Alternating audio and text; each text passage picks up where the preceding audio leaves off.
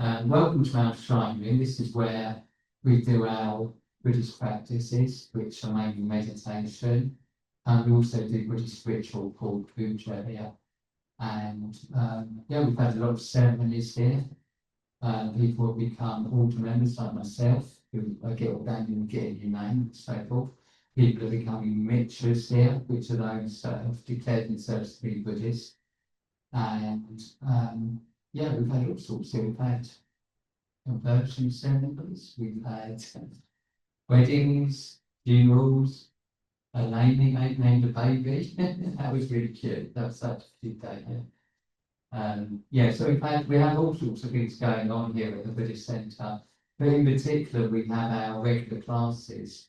So hopefully it's something you think you're interested in, although I'm actually giving the talk yet, so you might know. If you did want to continue, we have regular classes on a Wednesday evening, which are our beginning classes, and Saturday mornings, and our sort of intermediate level classes that all are welcome to attend. And also, actually, I happen to know that we've got quite a few things happening in the near future.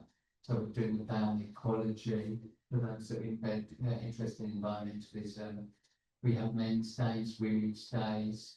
Got meditation day coming up, I believe. Tomorrow. So a whole day of meditation tomorrow. And we've got a retreat, a weekend retreat, where we all go off together and spend the weekend practicing together in November. So there's a lot of things going on around this Buddhist Centre and what we do here. And I'm a member of an order, as Stephen mentioned. We're ordained into the True Ratna Buddhist Order, and there's something like over 3,000 order members worldwide. So we are a worldwide community. And in fact, I was here on Wednesday, and an old friend who's now chairman in Sydney suddenly turned up, and it was absolutely delightful to see him today. I didn't think it was coming. And that definitely made me happy to see the old friends, unexpectedly, even more so, just made me very happy. So this is a Buddhist guide to happiness. And to say a little bit about this, why a Buddhist guide to happiness? Well, actually, I was in Buddhafield, which is a huge Buddhist festival, sort of over 4,000 people, down in Somerset Way in July, dancing and going to talks and enjoying the different foods. I mean, it was really lovely. Lots of music, comedy, lot of rain, unfortunately.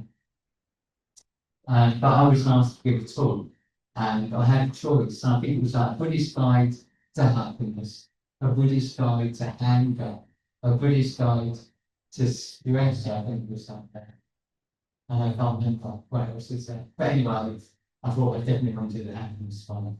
Because when you give a talk, you have to kind of take it on, you have to kind of live it for me. And I didn't really want to live with anger or stress or whatever else there was wrong, But happiness I can definitely live with.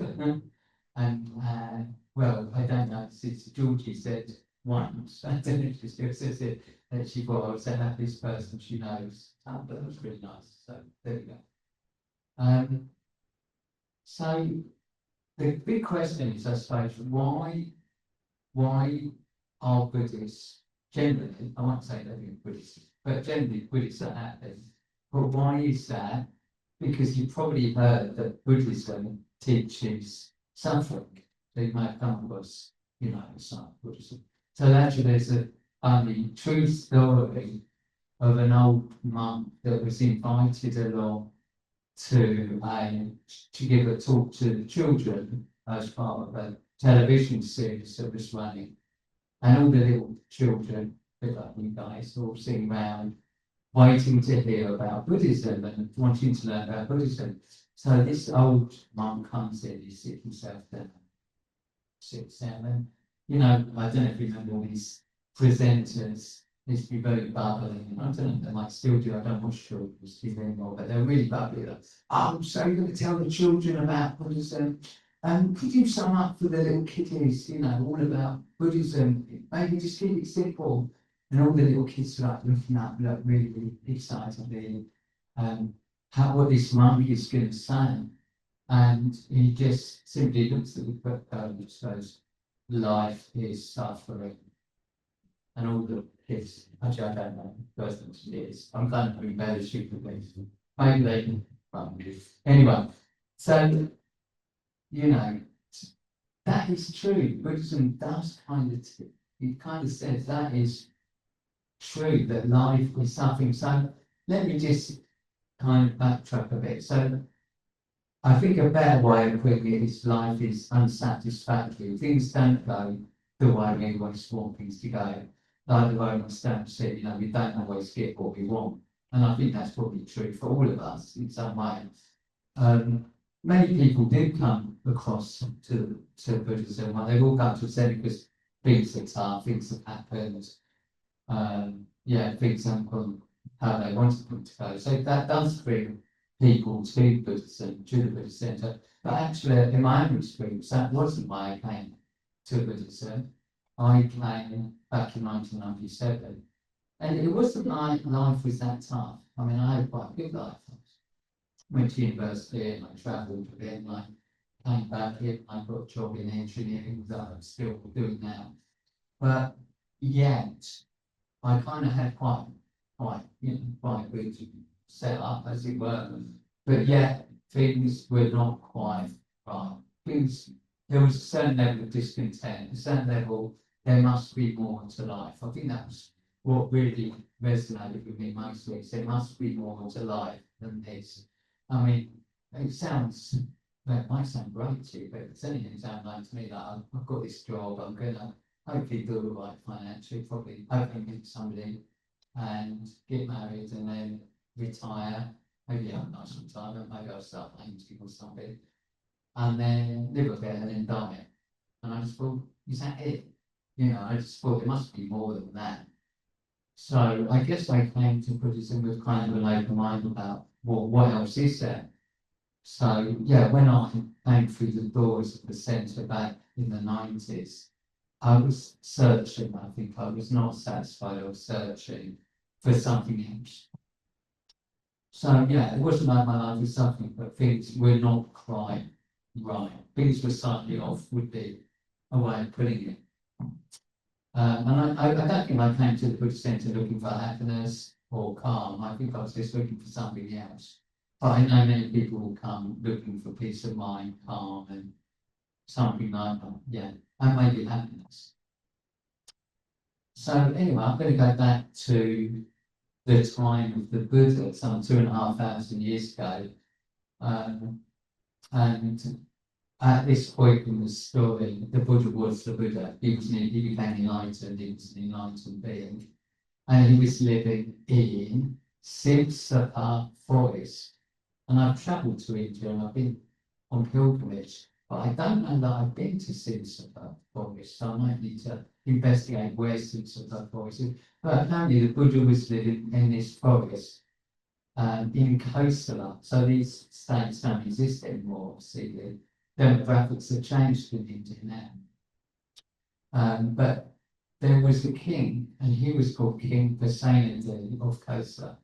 And he was living in, as you can imagine, in luxury. So he had palaces, armies, queens and princes, and you can kind of imagine the state had gold, silver, and anyway, he was lounging there, maybe big fed grapes, that kind of seems to be the thing, doesn't it? Just enjoying his royal court, maybe with dances, beautiful dances and so forth. And anyway, he just sort of says, I can't remember who he sang to, maybe his attendant, just says, he says, I'm look at me, I must be the happiest man in the world. I've got it all. And maybe this attendant was a little bit kind of wary, but he kind of said, well, there may be something more happy. And they can sort of, what? How can anybody be more happy? I've got it all, I'm living like God. And the attendant says, well, there is a man, a recluse, somebody who's left the world and gone to live in what it was in this forest at the time. and he has very little, and yet he's known for being the happiest man alive. And the king just doesn't quite believe it. So he says, well, I want to meet this man. I want to meet this Buddha. So he obviously doesn't travel alone. He has to have all his attendants, his coaches. When I say coach, obviously not real coach, being carried, and his queens and his princes and his elephants and his horses, and they all prepare to go on this big procession. Maybe the trumpets are there, the trumpeters, and they process outside the city to go into the forest. So as they walk, and it's big, you can imagine people just throwing their talks and things over them as they go out of the city and into the wood. But of course, as they get into the woodland, you know, the high-heeled ladies are not going to be walking on this much. So I'm not doing this, I'm going back to the palace. And the elephants are there, and the elephants can't quite get through, so the elephants are turned around and taken back to the palace. The horses can't get through. Some of the attendants, like, what we're doing is maybe a bit cold and a lot of spiky trees and stuff. Anyway, the story is, as the king approaches, by the time he gets to where the Buddha is sitting, everybody else has left him. He's on his own. And that is actually quite symbolic, but I might just leave that there, that he faces the Buddha alone. And he meets the Buddha, and of course he does bow out of respect as he would to a holy man. And he sits next to the Buddha, and the Buddha makes him very welcome. And he says, oh, you know, I heard that you are happier than me. You're the happiest man. How can that be? With all my armies and my whole harem, I have palaces, I have gold, I have whatever I could ask for, just like that. How can you be happy? And then the Buddha simply says, he says, well, great king, you know, could you just sit here with me in this forest for an hour? Just sit, you know, quietly, with nothing, you know, and just sit. And the king thinks about it for a while, and he thinks, yeah, maybe I could. And then the king says, well, could you stay here a day with me? And the king starts thinking, well, you know, it could be a bit boring. I haven't got my arm around me. I haven't got my riches, my beauty, my red wine that I like to drink. So he starts shuffling a bit, as probably would. If you go to the meditation day, you might shuffle a bit because it can be quite comfortable sitting all day meditation. And he says, what about a week? Could you spend a week here? And the king starts thinking, I come on, a month, a year. And the Buddha says, well, I can quite happily sit here in this forest with just my bowl that I kept my food with my arms around it, and very little else. And the king realizes, and he actually says, truly, a recluse in the forest, content with little, is happier than a king with palaces and armies. And he says to the Buddha, if your happiness is unshakable, mine is like foam on a river. That's what he says. So even if we have it all, you know, in a way, we can have it all in this world. I think we can have riches, we can become famous, wealthy, powerful even. That is not where we're going to find happiness. But we can find it within our own minds, when our minds are content, ethical, and free from craving, which is, of course, what Buddhism teaches us. So even if we subscribe to the sort of materialistic vision of getting it all, we're not actually going to find real happiness.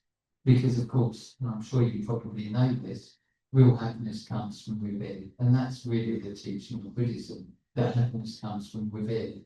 You know, even with all our comforts and gadgets, many of us are anxious, we're tired, we're stressed with work, we feel perhaps disconnected and yeah, maybe a bit isolated, and maybe, you know, we come home from a hard day's work and we just want to sort of just lie down, just watch TV and maybe have a beer or whatever it is we do, just to kind of escape from our experience.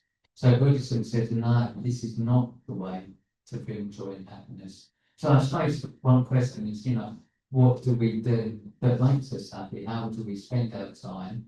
I mean, it's something for us to obviously reflect upon, you know, what really does make us happy. I mean, and quite often we find, I'm sure if I did a book poll here, you know, spend time with family, with friends, going for walks in nature, things that actually don't cost any money, but actually are what gives us, you know, joy and happiness.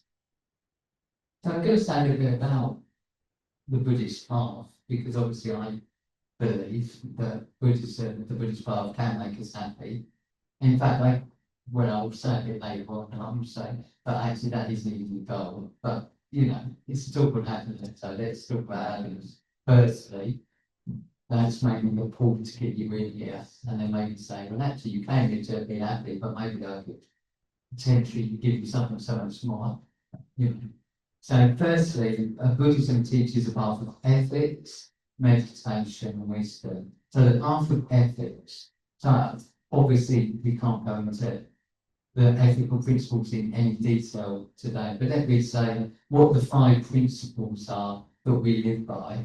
And obviously, if you want to know more, we can talk about it later or find out more. But the first, what we call precept, so there's 5 precepts. The first precept is non-harm, a life of non-harm. So that's not causing harm to ourselves, nor is it causing harm to others. And that doesn't just include human beings, of course, it includes animals too in that. So we're looking for a life that does not cause harm as much as possible, because of course it's very difficult to live in this world, in this century, at this time, in this space, without causing any harm at all. But we look for limiting the amount of harm that we cause.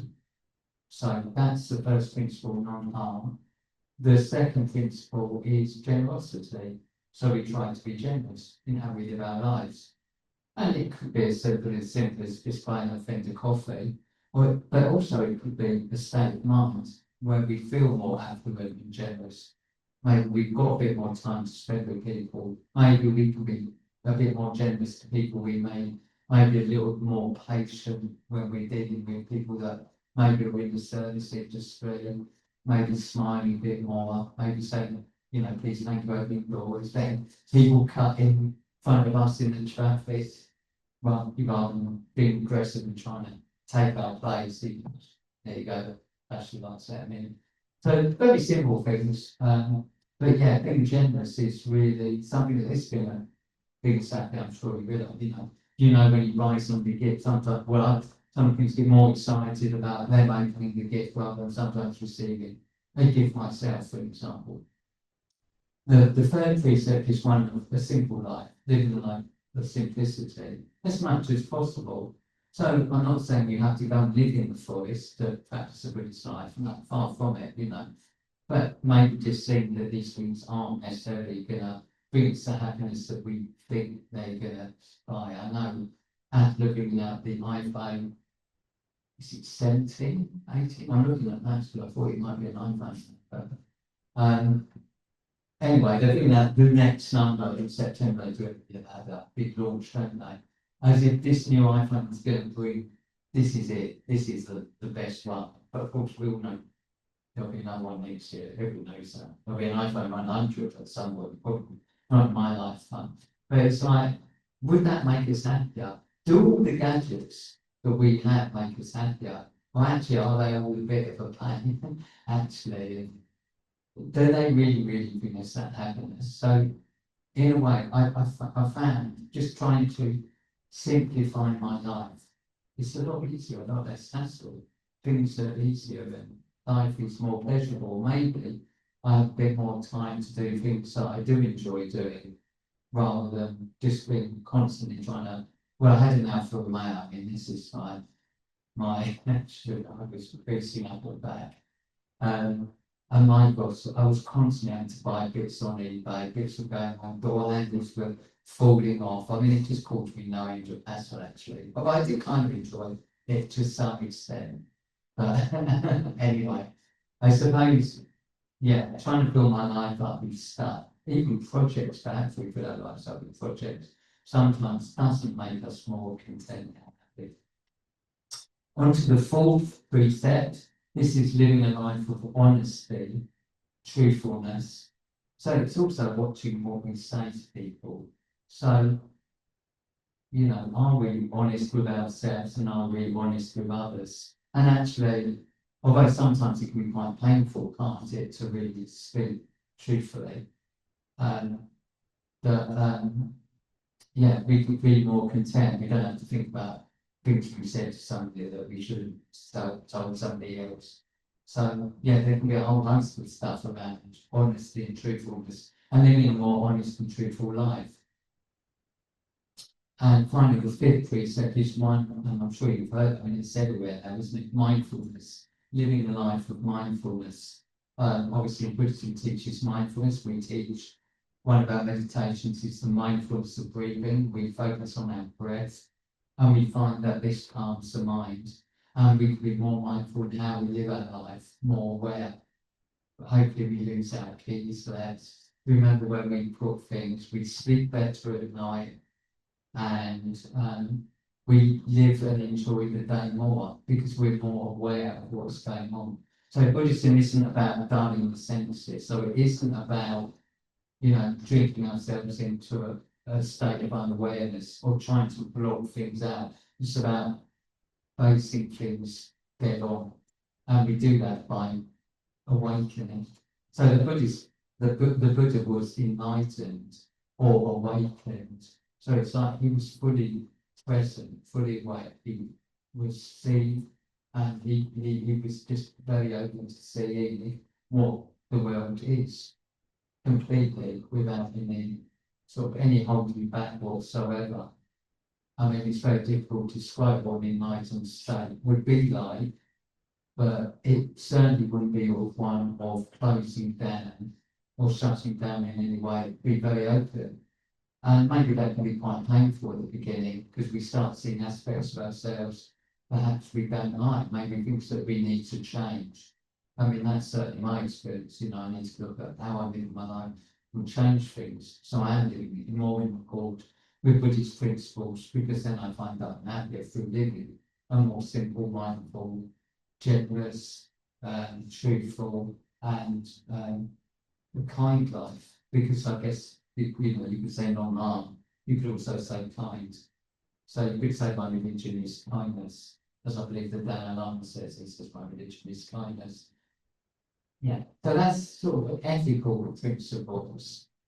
And that's kind of laying the groundwork to looking for inner contentment. So simply simply, it's not easy, by practicing an ethical life, we're going to become happier.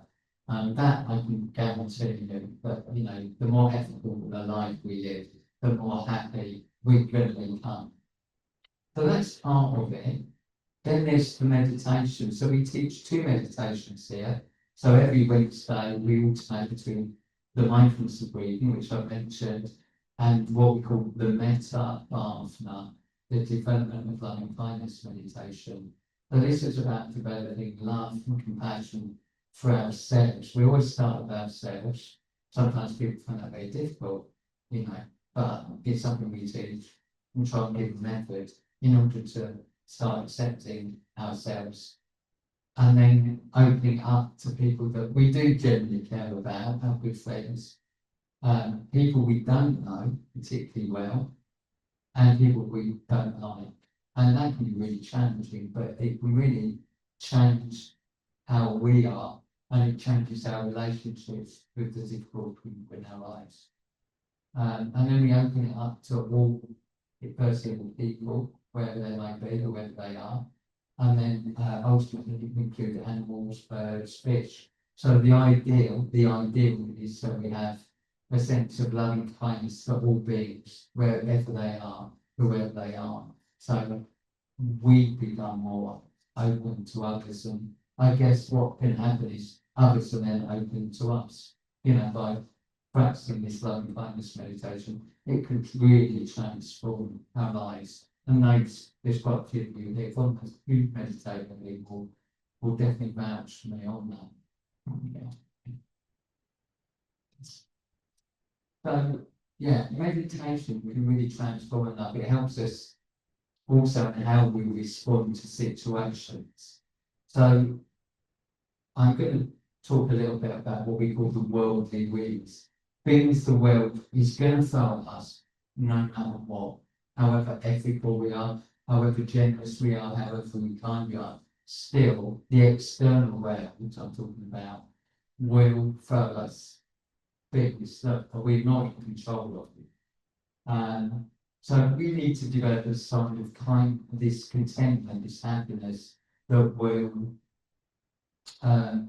be there regardless of external situations. So this is what we're looking for, an inner peace, an inner happiness, because we are not in control of the outside world. So when I say this, there's a teaching called the worldly winds. So you can kind of really get an idea what the worldly winds are, how the winds blow us in all sorts of directions. Things happen. So the first worldly wind, they're all in pairs. So the first pair is gain and loss. So of course, sometimes we do gain, we benefit, we get some, maybe we get a pay rise at work or something like that. Maybe we do the lottery, we win 10 pounds, maybe more, we win 100, maybe 10,000. So we gain and we start feeling really, really good, we're like really, really happy. But of course, there's loss in our lives as well. So, one day we're like living up, the next day, maybe we've lost that £10 note, we left our, maybe we left our wallet on the bus or something like that. So there's all sorts of things where we can gain and we can lose, and that is inevitable, that things will be taken away from us. We think, everything's going away, and then, I was thinking, we're getting the house sorted now, and then bang, the guttering goes, this rain. Another thing, my jobs to do, it seems to be never ending, but it is not. So there's gain and loss, that's one pair, the worldly winds. The second pair is praise and blame. So praise. So, hopefully afterwards you say, yeah, that was a great talk. I really enjoyed that. That was really, really good. And then maybe we're going to post this on our website or something, and then I'll get a comment, what a load of rubbish. Who did this guy think he is? So yeah, we experience praise and blame. Maybe we've done a good job at work. So the boss says, "This is great," and then then a week later we do something else, and we're in trouble. We are, what have you done? You told this something to do with this, and you've done something wrong. So we're blamed. Again, it's kind of unavoidable point of life that is going to happen. There's fame and shame.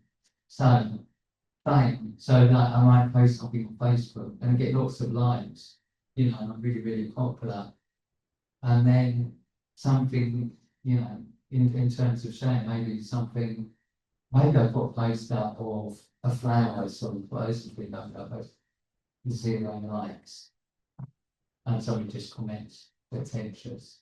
And I'm like, so I feel, embarrassed or ashamed or something. So there's that can rock us, can't it? We feel really great, and then really not so well, or somebody says something not so pleasant. And then finally, pleasure and pain is the last of the pair. So maybe we go for a lovely long walk, and it's absolutely lovely, we really enjoy it, we're in the forest and nature. And then we get home and then we got blisters because the shoes we had weren't that great. And so we spend the evening, I don't know, about 40 a bucket of ice or something to try and help that. So we're experiencing pain. So these pairs are coming and going all the time, and we're rocked by these winds. And we could really react to them like, I got told off for work, get really, really upset, or somebody said something, and we get really wound up and upset. Or we could just see, well, this is how life is. We are going to be rocked by these winds, so let's try and not react in the way that we normally react.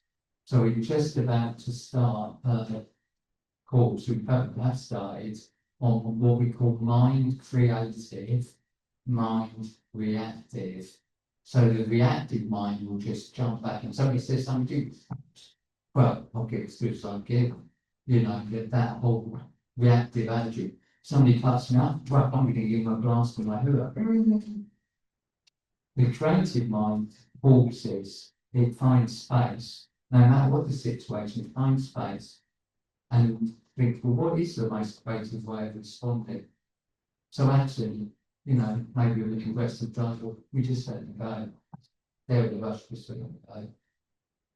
If we said something that's upset somebody, we don't automatically just have a go back. We just say, take practice. I'm sorry I upset you. I didn't intend to. Let it go. So it's like we're trying to create a space so that we react in much more refined, mindful way that we don't pause on one set. Sometimes even we might just take the rap for something that we didn't even think we truly did, or we didn't really deserve, but we just think, okay, I'll just take it, no big deal.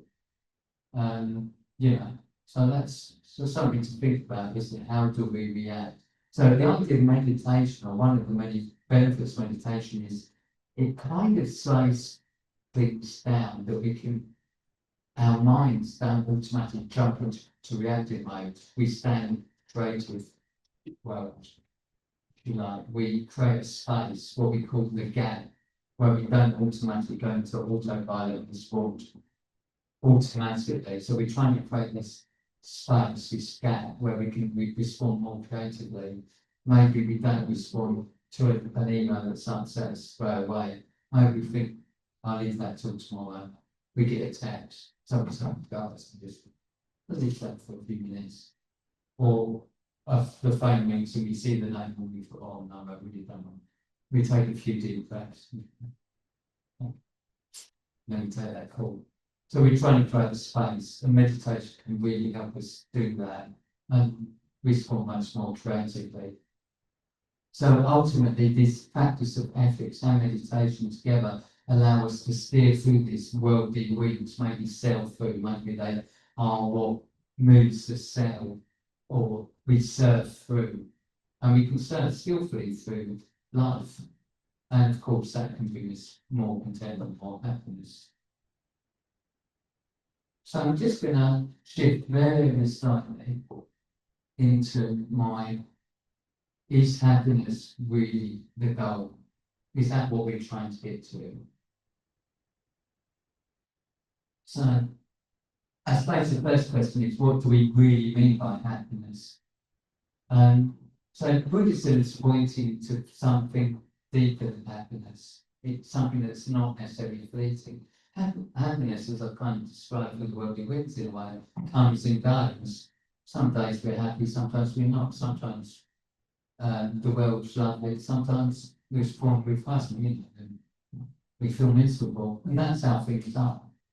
So it's like, well, what is this deeper contentment? What is this deeper peace we're looking for? So it isn't a temporary mood that we're looking for here. We're not looking for something impermanent, constantly changing. We're looking for a deeper sense of clarity, peace. Basically, we're looking to completely transform ourselves, our consciousness. So actually, we can be happy no matter what's going on. Didn't like we introduced and said, I've got lupus, which is a long-term condition, an incurable condition, in fact. So it's something I'm going to be living with for the rest of my life. But so I can't change that, but I can change how I respond to that. And actually, I think something that I found personally in my life is I'm much more accepting of other people's ill health. Because actually, before I was late to get diagnosed, I was quite impatient and not very considerate or caring. And so it's transformed how I am with other people's ill health. So, it can really sort of transform. I mean, in a way, even something like an illness can really transform how we look at life in a positive way. So that, maybe we have had something that happens to us that really knocks us for six. But actually, I mean, it's a bit of a cliche, I don't like saying, but in a way, every cloud has a silver lining. You know, we can maybe find the positive things that are really difficult for us. You know, in a way, what we're trying to do is find the happiness within that is within all of us. So the Buddha did teach we've all got like the jewel within, something shining within the soul, the light within the soul, whoever we are. Yeah, we've all got the potential to become enlightened, to awake, to transform, to change. So it's a very positive teaching, actually. The Buddha often is seen on the lotus, or is holding a lotus.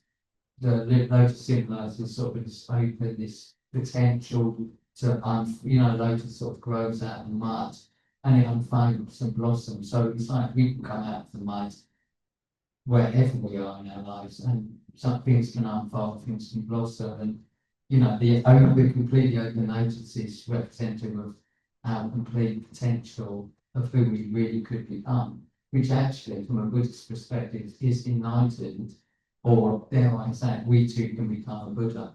I mean, that is the goal of Buddhism. So there's always a jewel there, but it's always present. It's just that it's clouded by our minds, and we're trying to uncover that and see the potential we have within us, find the jewel within us. And we find that through meditation, through practice of ethics, through other things that we try and offer here at the Buddhist Centre, things like friendship, things like arts we were talking about, weren't we? Our music, a good life, a simple life, that really can help us find the jewel within. And it's always there. So Nirvana, you probably heard of Nirvana, not the book, the pop band, but the state of being, the awakened state of mind, isn't temporary, it's a permanent experience. The Buddha was always awakened.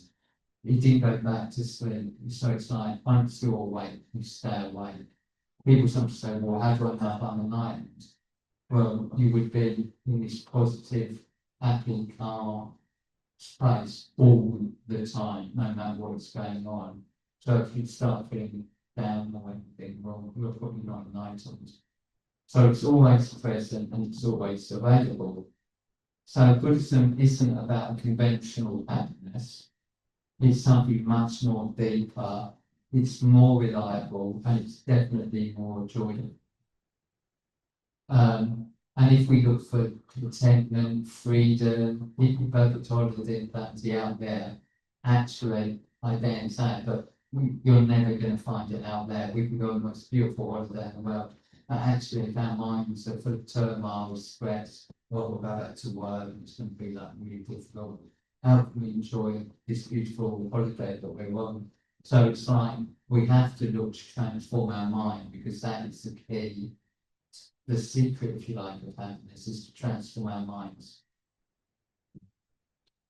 So, our teacher, Sandra Ratchet, only set up this week, said, peace, inner peace, it's the same, isn't it? Happiness isn't found by retreating from life, but by meeting it fully with awareness, with kindness, and with wisdom.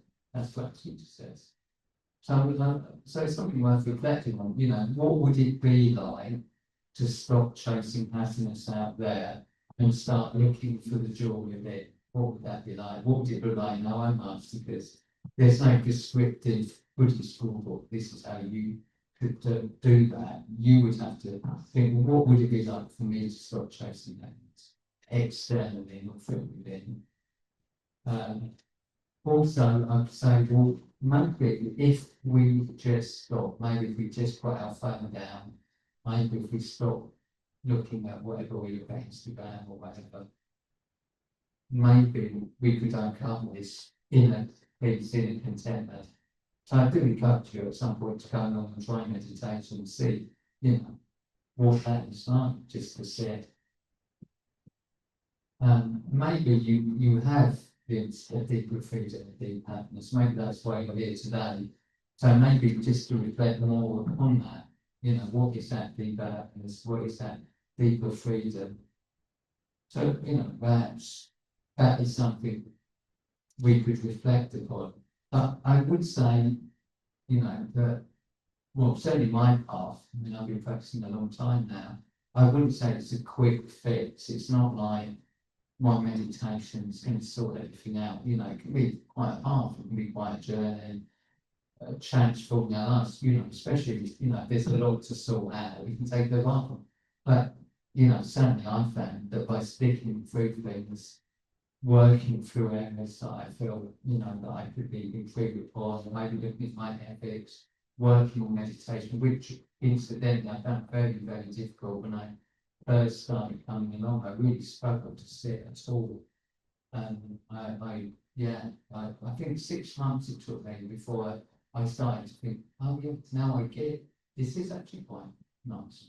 I think for 6 months I really struggled with meditation, and obviously it's taken a lot longer to sort everything out, so, to be able to find this sort of sense. So it's not like we're not offering a quick fix. I take this pill and you'll be sorted. It's like a long term.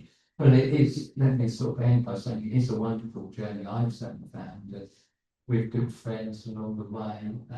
Yeah, I've had magical experiences being on the tree and really seeing things, you know, the world as beautiful, and yeah, quite insightful experiences.